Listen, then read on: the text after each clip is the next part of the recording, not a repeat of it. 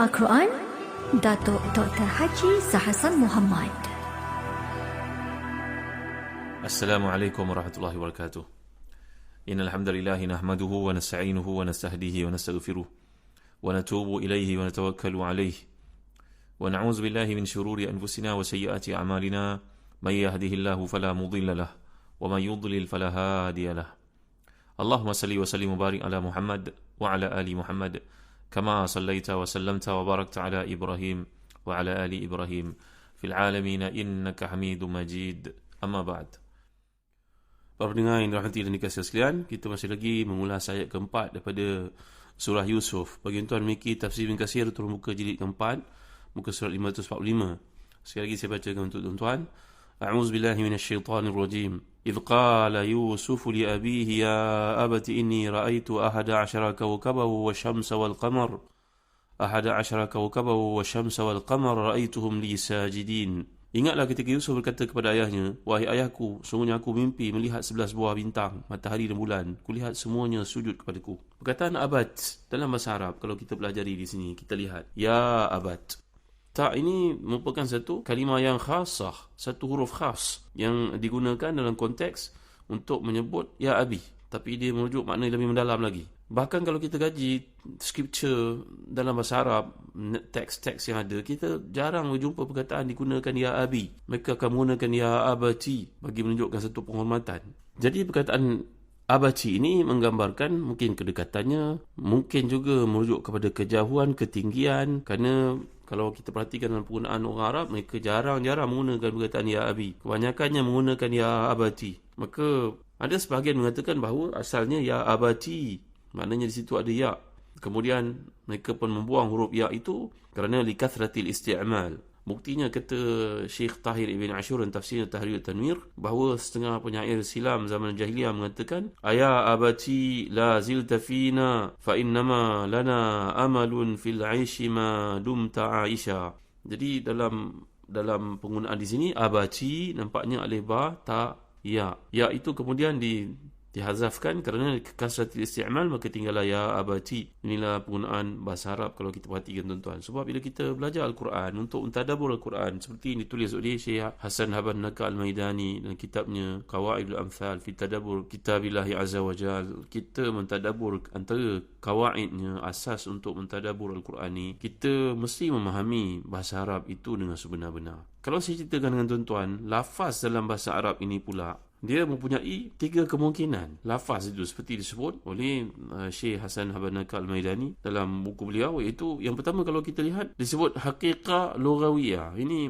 pengertian yang bersifat bahasa, iaitu satu makna lafaz yang sejak mula digunakan, maka kita dapat fahami makna dia tanpa perlu mencari indikator, karina atau hubungannya dengan yang lain. Contohnya lah perkataan kursi. Jadi maknanya kursi ni difahami dengan tempat duduk lah. Dalam kaitan bahasa ni pula, kadang-kadang ada satu yang bersifat haqiqah urfiyah. Ini lebih berkaitan dengan uruf. Uruf makna adat. Biasanya penggunaan itu berkaitan dengan satu kebiasaan. Jadi uruf ni satu benda bersifat kebiasaan. Itu makna khusus yang tidak sepenuhnya sama dengan makna bahasa yang tadi. Contohnya kalau kita sebut perkataan fiqih. Fiqih yang ghalibnya bila sebut perkataan fiqih ni, walaupun asas makna fiqih ni perkataan permulaannya disebut bahasa, maknanya ia bersifat kefahaman. Tapi bila digunakan dalam istilah kehidupan hari ini, bila sebut fiqih, orang faham dia satu berkaitan dengan hukum. Maka para ulama dipanggil sebagai fuqaha. Sebenarnya fuqaha itu maksudnya orang-orang berilmu. Asal jamak perkataan faqih. Faqih maknanya orang yang sangat memahami. Tapi hari ini bila guna perkataan fiqih ataupun faqih, ia sangat menjurus kepada satu yang berkaitan dengan hukum hakam dalam Islam. Begitu juga kalau sebut perkataan ulama. Ulama ni yang sebenarnya dalam bahasa asas dia dari perkataan alim, jamak dia ulama, iaitu orang yang berpengetahuan. Tapi pada hari ini telah pun dipandang, dipersempitkan maknanya merujuk kepada orang pakar dalam bidang agama. Maka dipanggil dia tu ulama. Jadi makna yang baru ni lahir daripada uruf kerana penggunaan dalam pengertian tersebut. Yang ketiga tuan-tuan, kalau kita lihat dari sudut tadabbur ayat-ayat Quran, bahasa Quran yang saya kena tekankan pada tuan-tuan, mungkin di bahagian mukadimah dahulu ada saya terangkan dalam usul tafsir, iaitu bahasa ni ada kaitan dengan haqiqah syar'iyah. iaitu makna yang diguna pakai dalam bahasa syariat. Contohnya lah perkataan salah. Salah ni kalau kita terjemahkan maknanya doa. Tapi bila kita merujuk Al-Quran, dia adalah satu ibadah yang dimulakan dengan takbir, diakhiri dengan salam. Itu maksudnya. Zakat, zakah ni maknanya satu penyucian, tapi bila Quran menggunakannya, ia telah terhad kepada maksud pengeluaran harta dengan tuntutan tertentu. Begitu juga perkataan contohnya sadak atau sidak, iaitu ia merujuk kepada mahar yang difahami. Demikian konteks hakikat syariah yang berkaitan dengan bahasa. Jadi kita boleh rumuskan bahawa selalu dari sudut syariat ini telah pun menjadikan makna yang bersifat hakikat lughawiyat itu telah menjurus kepada hakikat syariah. Demikian juga inilah dia yang perlu diterangkan kepada tuan-tuan bila kita melihat kepada bahasa Arab, bahasa Al-Quran ni, kelainan, keunikan yang ada padanya. Contohnya dalam penggunaan perkataan ya abati kat sini. Jadi ayat ini berkata, ingatlah ketika Yusuf berkata kepada Ya'qub. Tetapi dalam konteks ini, ayat yang digunakan oleh Allah SWT merujuk kepada peristiwa itu untuk kita lihat. إِذْ قَالَ يُوسُفُ لِأَبِيهِ يَا أَبَتِي. Tengok kan? Indahnya laras bahasa kat sini. Bahawa ayat ini tidak mengatakan Yusuf berkata kepada Ya'qub. Tapi Allah menggunakan ayat ketika Yusuf berkata kepada ayahnya, wahai ayahku. Jadi besarnya pengaruh mimpi pada jiwa Nabi Yusuf, dan anehnya mimpi itu kalau kita nak gambarkan secara sedar atau tidak, menyebutkan kat sini 2 kali disebut perkataan ra'aitu yang telah saya huraikan, yang menunjukkan bahawa perkara itu benar-benar berlaku. Saya melihat wahai ayah, saya melihat wahai ayah, melihat betul dalam mimpi jelas, seolah-olah macam objek-objek yang besar itu dengan bintang, matahari dan bulan itu masing-masing berdiri, kemudian setelah itu sama-sama sujud di atas perintah Allah Subhanahu Wa Taala. Demikianlah yang dilihatnya melalui mimpi, bukan satu benda yang diada-adakan. Cubalah kita bayangkan matahari, bulan, 11 bintang, semuanya sujud pada seorang manusia. Manusia itu pula budak lagi. Jadi inilah yang dapat difahami dengan pernyataannya ra'aituhum li sajidin. Berbeza kalau dinyatakan ra'aituhum sajidin li, tapi ditekankan ra'aituhum li sajidin. Jadi bagi melukiskan benda-benda itu sujud kepadanya, benda-benda itu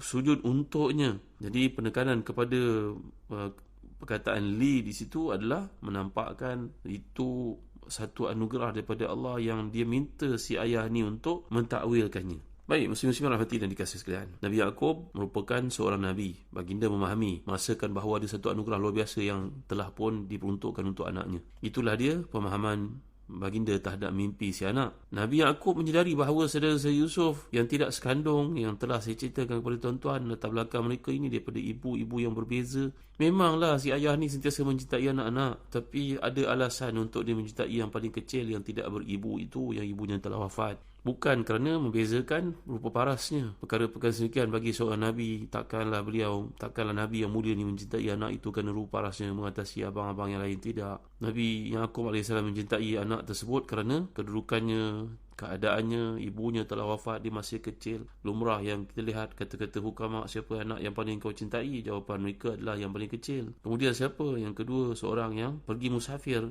sehingga dia pulang, tentu rindu kepadanya, mengatasi pada yang ada di depan mata. Kemudian siapa yang paling kau cintai? Jawapannya tentulah kepada yang sakit dan yang lain sihat. Itu lumrah, memang Allah jadikan tabiat dalam manusia perasaan seperti itu. Jadi kata Syekh Muhammad Rashid Ridha dalam tafsir Al-Manar, dan imam yang mulia ini mentafsirkan ayat-ayat itu begitu indah dan kesusunannya. Beliau menceritakan bagaimana bahawa dalam Old Testament, dalam kitab Taurat, menunjukkan bahawa Nabi Yusuf ini telah pun menceritakan perkara tersebut kepada abang-abangnya walaupun itu dilarang. Tapi ini memanglah tidak munasabah. Seorang anak yang taat, yang bakal menjadi Nabi, yang tentunya terpilih dengan akhlaknya yang mulia, tentulah mentaati ayahnya.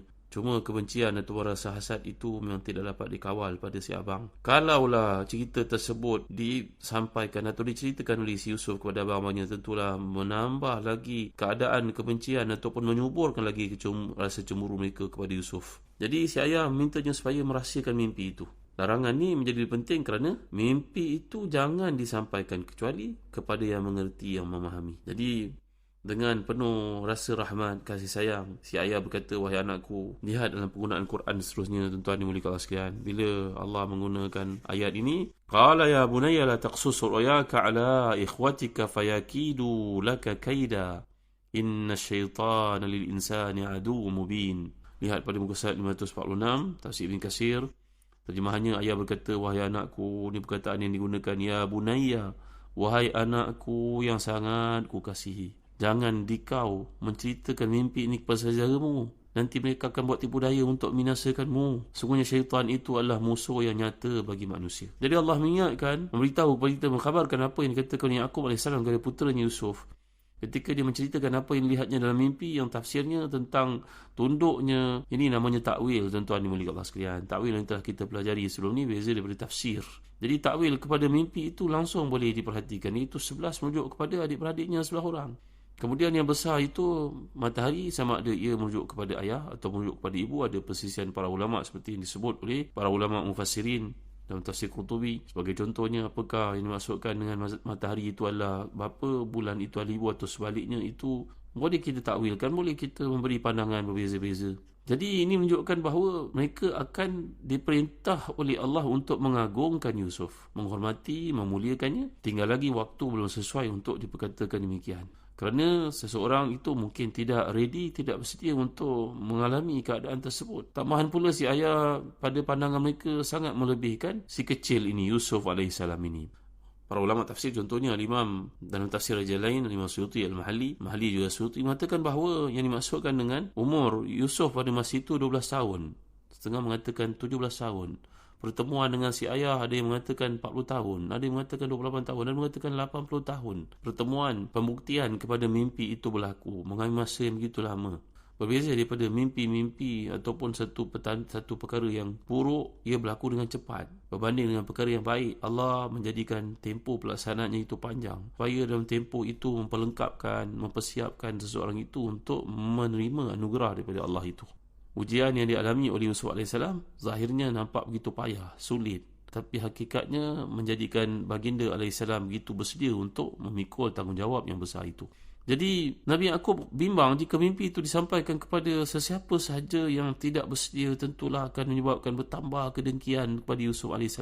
Tentulah akan dibunuhnya Yusuf atau dilakukan sesuatu yang tidak elok padanya. Dengan sebab itu Nabi Yaqub menekankan, la taqsus ru'yaka ala ikhwatika fayakidu laka kaida. Janganlah kau ceritakan, wahai anakku, kepada siapa pun di kalangan saudara-saudaramu.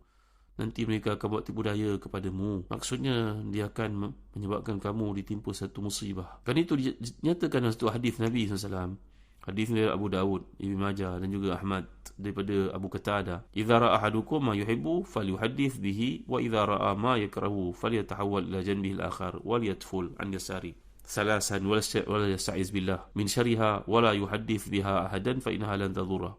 Ini telah kita bincangkan hadis bahawa Nabi menyuruh kita kalau melihat satu benda yang baik, ceritalah kepada orang yang hampir dengan kita supaya memberi kepada mereka ni rasa gembira. Ayah yang rajin tahajud mendapat anugerah daripada Allah, hidayah, petunjuk, menerusi mimpi. Maka diceritakan kepada isterinya, kepada anak-anaknya, maka anak pun akan termotivasi untuk melakukan perkara yang sama. Bukan begitu. Tapi perkara-perkara yang menyedihkan jangan cerita. Berpalinglah ke arah kiri dan buatlah isyarat ludah seperti yang telah kita pelajari itu. Maka kemudian bangunlah bersembahyang dan berdoalah kepada Allah, beristighfar dan mintalah ta'awudz dengannya daripada segala keburukan perkara-perkara yang tak diingini. Baik muslim-muslimin yang dirahmati dan dikasihi, nanti kita akan lihat bagaimana perasaan cemburu ini menghambat abang-abangnya untuk melakukan satu perkara yang sangat tidak masuk akal dan tidak terfikir, melainkan oleh mereka yang tidak ada iman melakukannya. Sebab itu kalangan para ulama mereka menolak, mengatakan bahawa abang-abang Nabi Yusuf ini adalah Nabi-Nabi. Mereka mengatakan bahawa ini berpandu kepada firman Allah Ta'ala, asbatan umama. Penggunaan keturunan Nabi Yaqub digunakan oleh Allah dengan asbat. Berbeza daripada orang Arab dipanggil sebagai qabail. Dan selain daripada Arab dipanggil aqwam. Ini adalah penjelasan di sebahagian para ulama. Contohnya tafsir lain nanti kita akan lihat mengapakah abang-abang Nabi Yusuf bukannya Nabi. InsyaAllah dan kuliah akan datang. Wallahu a'lam. Sallallahu ala sayyidina Muhammad wa ala alihi wa sahbihi wa baraka wa sallam.